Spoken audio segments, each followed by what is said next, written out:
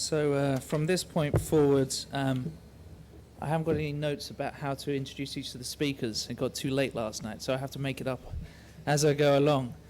So I first met Ian about 9 years ago. I took a job at a digital agency, a WPP agency called Syzygy. And I was one of the first marketing type people to kind of go to one of these digital agencies. And more or less, everybody there hated me because, I was this kind of, I was this capitalist type person, and I didn't understand what ICQ meant or ICQ did, and I didn't game after work at all. But there was one person at Syzygy who shook my hand, and that was Ian Tait, and so that's why he's here. Is that good? I suppose Ian, I've always kind of seen Ian's always kind of seen a future for digital and always had a belief in the future for digital. And even after the kind of boom, Ian has been a pioneer in digital in the UK. And setting up Poke, a lot of the websites that Poke have created, you may have used or enjoyed, actually. And you may have not known that he actually delivered it. Anyway, so my wife came up to me at lunchtime and said, we need some more controversy. So I thought, well, maybe Ian's going to provide this with his little rant about why digital is better than advertising. So would you welcome Ian? Ian Tait. Thank you, Actually, so seriously, this is not a point for me to be beating up on advertising and saying that digital is better than advertising. What I'm here to do is really talk about the differences, and I've set it up provocatively to be why it's better. Really, it's just about why I prefer it, why I think that a lot of the processes and the things that we do are actually very interesting, and actually they create the kind of product that I'm really passionate about.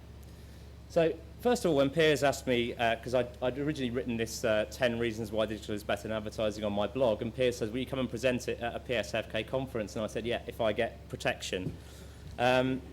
So I thought, I'll give you a bit of background. It started, I did the rant, I chaired a discussion at the DNAD where a big advertising creative director came in and said, I get digital. And he bored the piss of all of the digital people in the room, and they were like wolves, just pounced on him, and it all got really ugly, and there was just this horrible sort of thing that happened.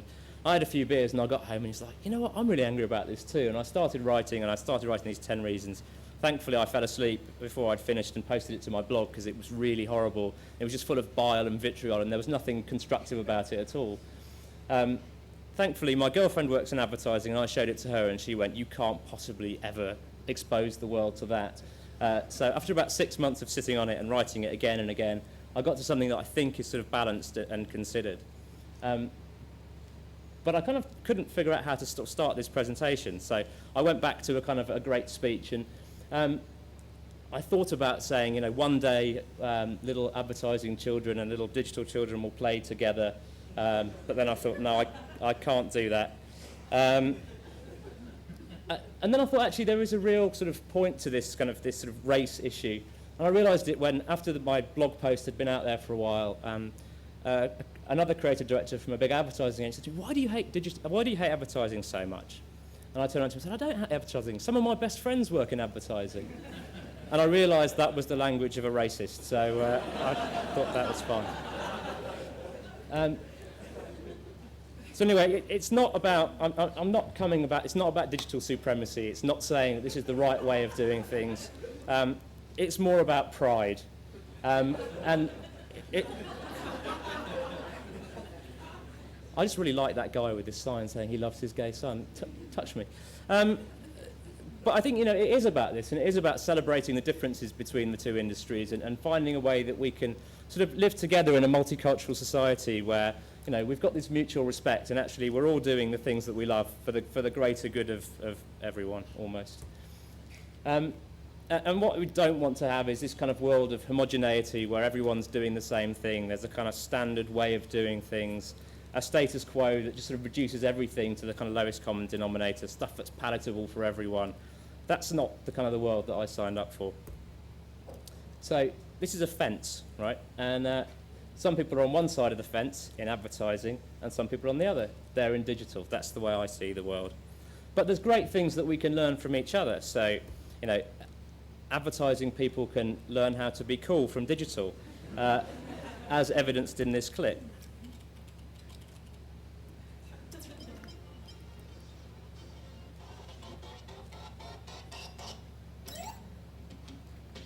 So, I'm Nathan Barley. You're watching Trash Bat. So what's new? For my latest monkey animation, click on other shit. Click on diary to see my new phone. It's also a camera, it's also MP3 decks. Been out for 3 weeks in Japan. Where's yours? Click on pranks to watch me evil Pingu's head with a lorry battery.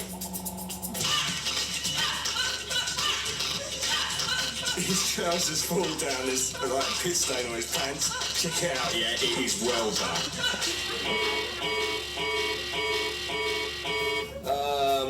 Well, this is Nathan Barley. This is Trash Bat. Keep feeling fascination, yeah? Looking, learning, moving on. Peace and fucking believe. And that's what it's like working in Shoreditch. There is a moment of confession here. I did work in an office for a while where people did take micro scooters to the printer, and that's not a lie.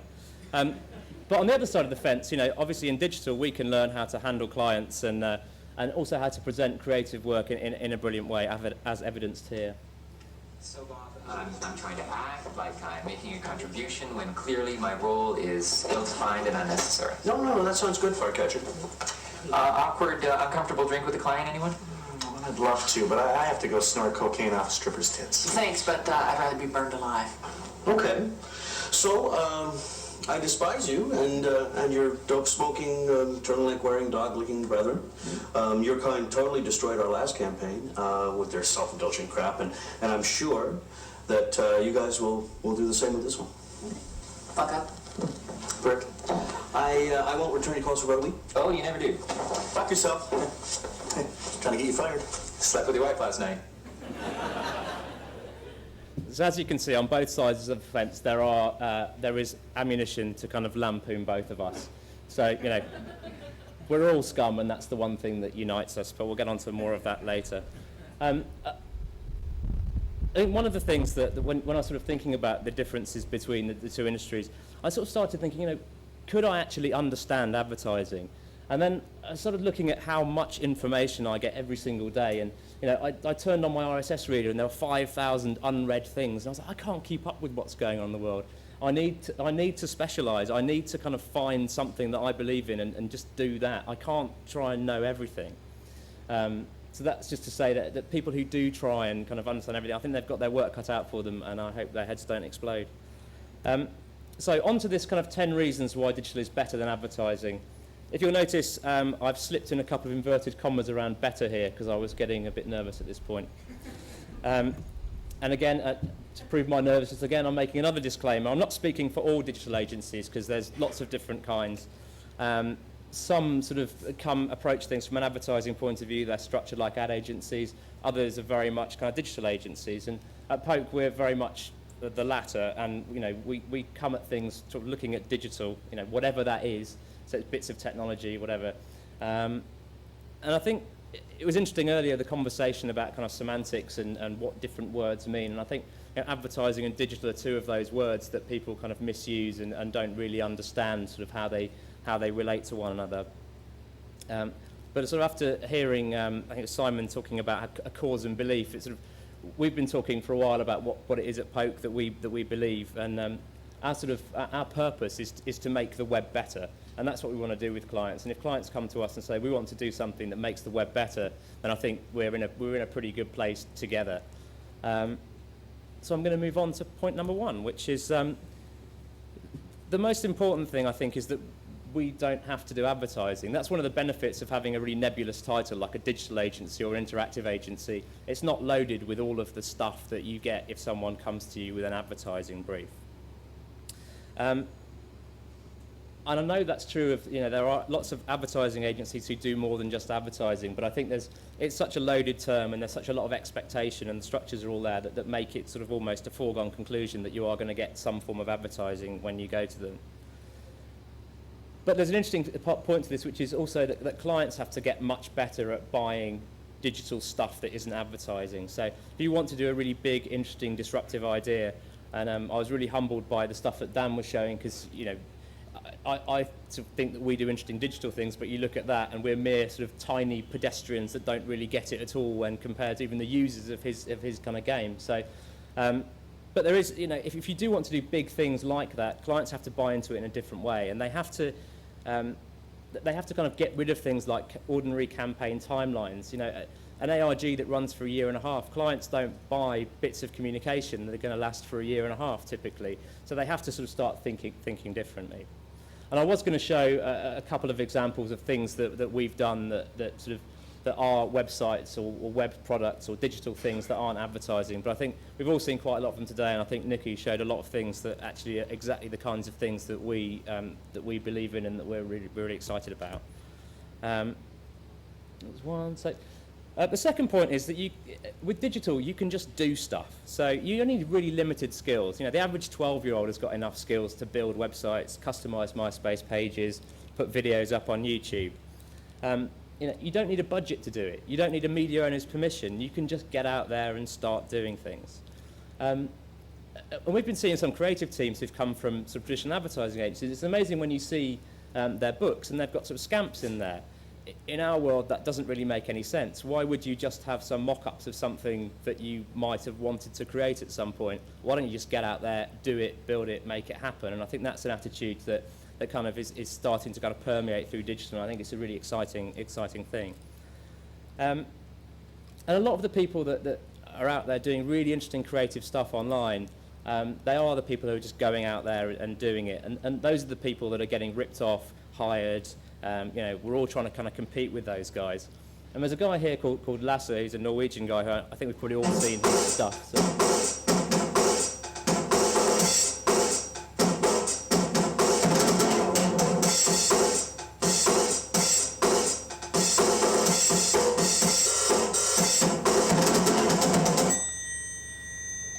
Right, so that clip's had about 5 million views on YouTube and probably a lot more elsewhere. I think in total the stuff he's done online has probably had in excess of 20 million views, and he's just gone out there and done it, and he's an animation student, I think, and he's an interesting guy. So a lot of people have probably seen that, but what you might not have seen is his view on advertising, which if you go to his behind the scenes on his YouTube page, he talks about advertising companies, and so it says, before contacting me about my work, please read this. I promise never to do commercials because I don't think it's right to push product on fellow human beings. And he goes on and on and on in a kind of Bill Hicksy way, talking about how anyone who steals his work, he wishes they die on Christmas Eve of a heart attack. And I think he'd probably put me in that same box as well. So, I'll be having a coronary on Christmas Eve and you'll be watching it on YouTube and laughing because we're sort of taking his art and turning it into commercial stuff. But it's just interesting that someone like that, I wonder if his principles will hold out when the right deal comes along. But that's the kind of the attitude of a lot of these guys who are out there doing stuff at the moment.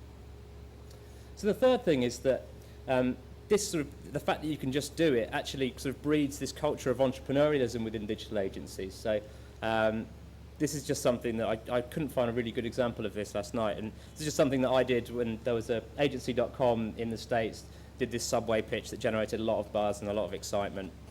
And so and the line in it was, when we roll big, and it became this big discussion. There was a lot of buzz around it. So I thought quite funny to make a t-shirt, and I put it online and I made a t-shirt, and I didn't actually have to make it. I just put this thing on there, and it sort of started appearing on blogs in all kinds of places around the web. I think I sold about 20 of them and made a cool 30 euros. But the thing is there, you can act really quickly, you can do stuff, and there's a sort of, I can't remember who said it, there was quite a good guy who used a phrase once when I speak to him. He said, the great thing about the web is you can fail fast and you can fail cheap. And I think that's a really interesting mentality to have, is that you can just do stuff, and if it fucks up and it doesn't work, people won't have seen it because it won't have been a success, and actually there's nothing lost. So that's definitely something that is really kind of exciting in digital land.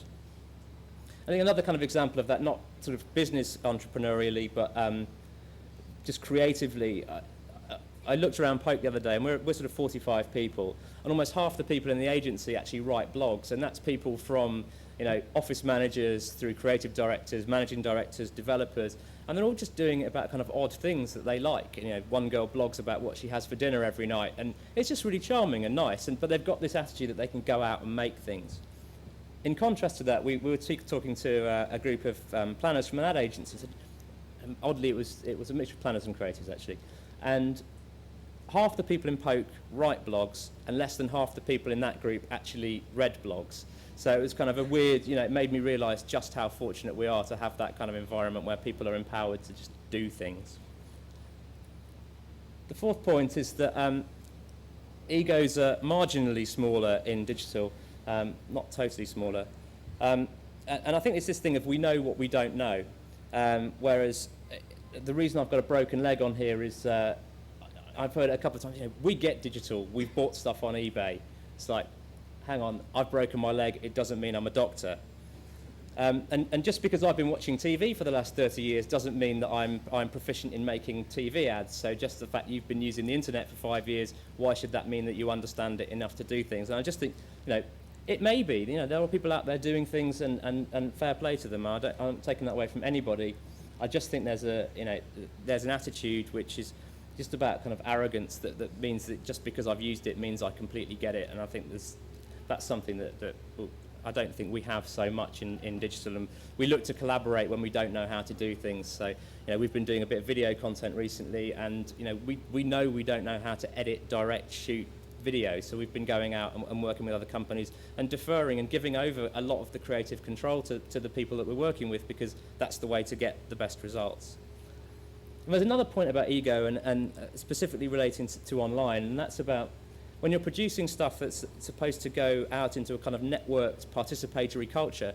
If you come at it with a big ego and you're giving it a big pitch and trying to sell stuff to people, that's not the way to engage in conversation. And I think, you know, having that sort of slight humility and going into it from the point of view of, you know, for guys to say, you know, we get the internet, I think is absolute nonsense, because I've been working in it for 10 years and I sure as hell don't get the internet.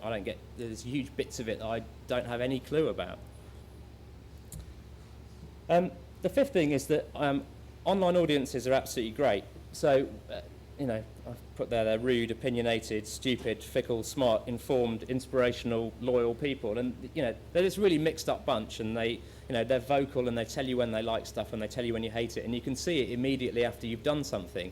You don't have to wait for a report to come back that's kind of aggregating 1,000 homes and saying this is what people are watching on TV. You have 200 people looking at it and going, this is a bunch of shit. And you know straight away that that's what they think and that it's not working.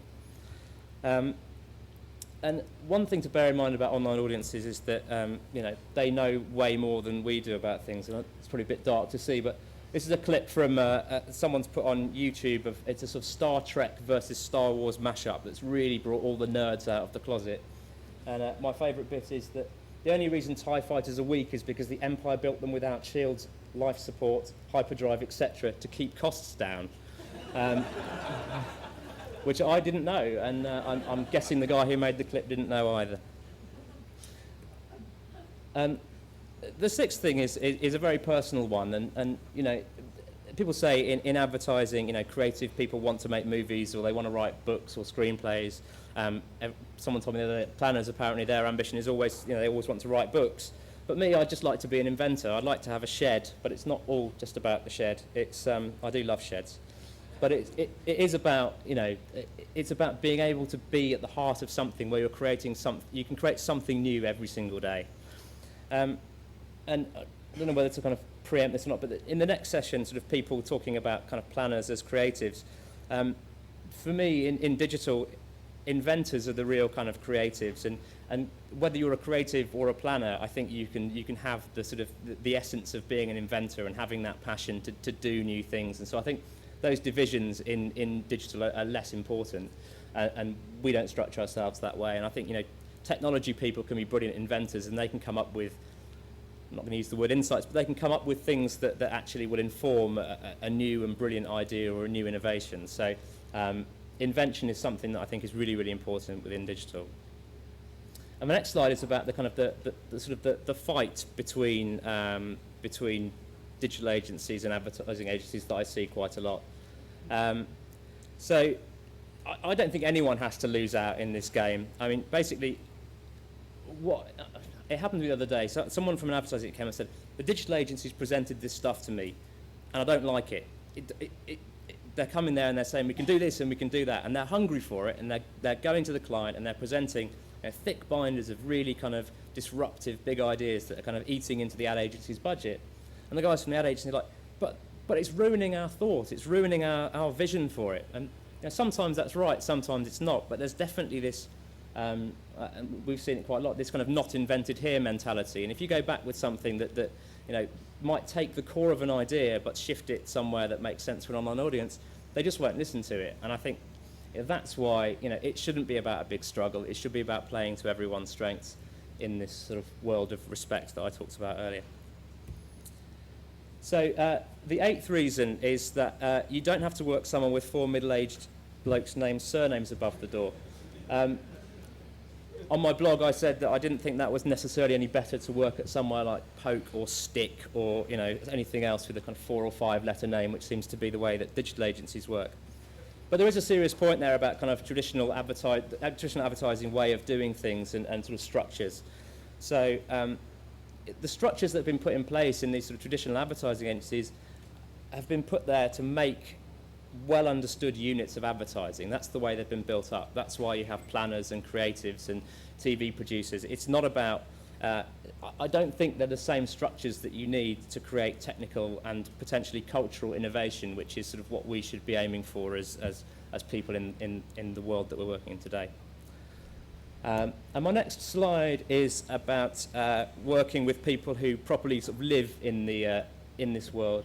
And this is me in Second Life. That's my avatar there, wearing a wood vest, which is quite the fashion these days, I believe. And this is the point where I realised I didn't have any genitals, so I was going to buy a penis. Which, interestingly, I put this picture on my blog, and I forgot my mum reads my blog, so my mum's seen me shopping for cock in Second Life, which is an odd one to describe.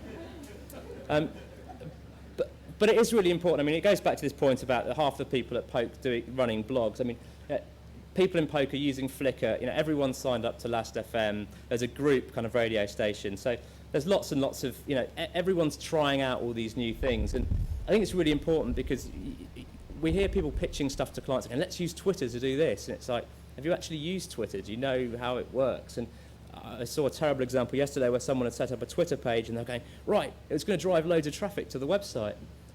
There wasn't even a link to the website in the Twitter feed, and the Twitter feed had 0 friends and 0 followers. So they were wondering why it wasn't driving any traffic. And it's these kind of massive sort of oversights because they're not actually actively participating in it.